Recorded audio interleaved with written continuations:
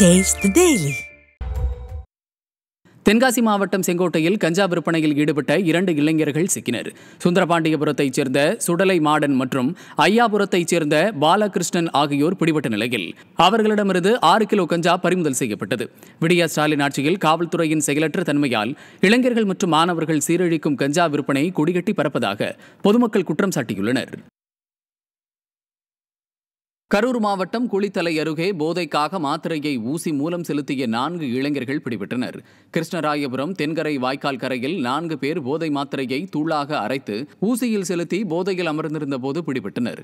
இவர்களிடமிருந்து 30க்கும் மேற்பட்ட போதை மாத்திரைகள் கைப்பற்றப்பட்டன. ஸ்டாலின் மாடல் ஆட்சியில் கட்டுக்கடங்காத போதைப் பொருள் புழக்கத்தால் இளைஞர்கள் சீரழிந்து வருவது பெற்றோரை அச்சத்தில் ஆழ்த்தியுள்ளது. திருவண்ணாமலை மாவட்டம் வந்தவாசி அருகே கஞ்சா கடத்திய இளைஞர்கள் 2 பேர் பிடிபட்டனர். பெரும்பாக்கம் பேருந்து நிறுத்தம் அருகே இருசக்கர வாகனத்தில் கஞ்சா கடத்திச் சென்ற வந்தவாசியை அடுத்த கடம்பை கிராமத்தைச் சேர்ந்த நிரோஷ்குமார் மற்றும் சென்னை அமைந்தகரையைச் சேர்ந்த திருநீலகண்டன் ஆகியோர் சிக்கினர். அவர்களிடமிருந்து கஞ்சா மற்றும் கடத்தலுக்கு பயன்படுத்திய இருசக்கர வாகனமும் பறிமுதல் செய்யப்பட்டது. திறனற்ற ஸ்டாலின் ஆட்சியில் இளைஞர்களை சீரழிக்கும் கஞ்சா உள்ளிட்ட போதைப் பொருட்கள் கடத்தல் அதிகரித்துள்ளதாகவும் காவல்துறை எந்த நடவடிக்கையும் எடுப்பதில்லை எனவும் குற்றம் சாட்டப்படுகிறது. சேலம் மாவட்டம் ஓமலூர் அருகே சாராயம் காய்ச்சுவதற்கு வைத்திருந்த 150 லிட்டர் ஊரல் மற்றும் 5 லிட்டர் சாராயம் பறிமுதல் செய்யப்பட்டது. கோட்டமேட்டுப்பட்டி ஊராட்சி பகுதியில் வசிக்கும் 65 வயதான ஆறுமுகம் என்பவர் ஊரல் மற்றும் சாராயத்தை பதுக்கி வைத்திருந்த போது பிடிபட்டார். விடியா திமுக ஆட்சியில் கள்ளச்சாராயம் காய்ச்சுவது அதிகரித்துள்ளதாகவும் நடவடிக்கை எடுக்க வேண்டிய காவல்துறையோ கும்பகர்ண தூக்கத்தில் உள்ளதாகவும் குற்றம் சாட்டப்படுகிறது.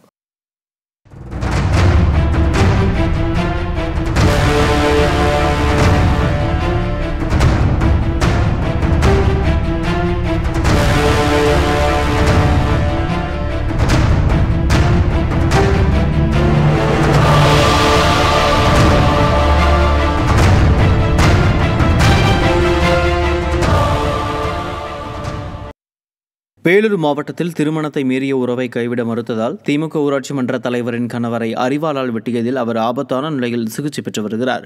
விரிஞ்சிபுரம் திமுக ஊராட்சி மன்ற தலைவர் குணசுந்தரியின் கணவர் பாலச்சந்திரனை சிலர் வழிமறித்து அரிவாளால் வெட்டினர். இது தொடர்பாக ரமேஷ் மற்றும் அவரது நண்பர் சீனிவாசன் ஆகியோர் பிடிபட்ட நிலையில் ரமேஷின் மனைவியுடன் பாலச்சந்திரனுக்கு திருமணத்தை மீறிய உறவு இருந்து வந்ததாகவும் இதனை கைவிட மறுத்ததால் நண்பர் சீனிவாசனுடன் சென்று வெட்டியதாக ரமேஷ் தெரிவித்துள்ளார். விடியா ஸ்டாலின் ஆட்சியில் காவல்துறை மீது சிறிதும் பயம் இல்லாததால் குற்றச்சம்பவங்கள் அதிகரித்து வருவதாக குற்றம் சாட்டப்படுகிறது. தூத்துக்குடி மாவட்டம் ஸ்ரீவைகுண்டம் அருகே கோவில் உண்டியலை உடைத்து ஹெல்மெட் அணிந்த மர்ம நபர் பணத்தை திருடியது அதிர்ச்சியை ஏற்படுத்தியது. மணக்கரை மலைபார்வதி அம்மன் கோவிலில் காணிக்கை பணம் வெளியே சிதறி கிடந்ததைக் கண்டு பூசாரி ஊர் பிரமுகர்களுக்கு தகவல் தெரிவித்தார். இதைத் தொடர்ந்து சிசிடிவி கேமராவை ஆய்வு செய்ததில் ஹெல்மெட் அணிந்த மர்ம நபர் அங்கிருந்த 4 உண்டியல்களையும் உடைத்து அதற்குள் இருந்த பணத்தை திருடியது தெரியவந்தது. பொம்மை முதல்வர் ஆட்சியில் காவல்துறை கும்பகர்ண தூக்கத்தில் இருப்பதே இதுபோன்ற சம்பவங்களுக்கு காரணம் என பலரும் குற்றம் சாட்டுகின்றனர். கடலூர் மாவட்டம் புவனகிரி அருகே மர்ம நபர்கள் மின்மாற்றியை உடைத்து காப்பர் காயிலை திருடிச் சென்றனர். சாத்தப்பாடி கிராம விவசாய வயலில் மின் இணைப்பு வழங்கும் மின்மாற்றியின் மூடியை கழற்றி 80 கிலோ காப்பர் காயிலை மர்ம நபர்கள் திருடிச் சென்றனர். இதன் மதிப்பு 72,000 இருக்கும் என கூறப்படும் நிலையில் புவனகிரி பகுதியில் இதுவரை 3 மின்மாற்றிகள் உடைத்து காப்பர் காயில்கள் திருடப்பட்டதாகவும் கூறப்படுகிறது. இதுகுறித்து புகார் தெரிவித்தும் ஸ்டாலின் அரசு காவல்துறை அலட்சியமாக இருந்ததே மின்மாற்றி காப்பர் கம்பிகள் தொடர்ந்து திருடப்படுவதற்கு காரணம் என விவசாயிகள் வேதனையோடு தெரிவித்தனர்.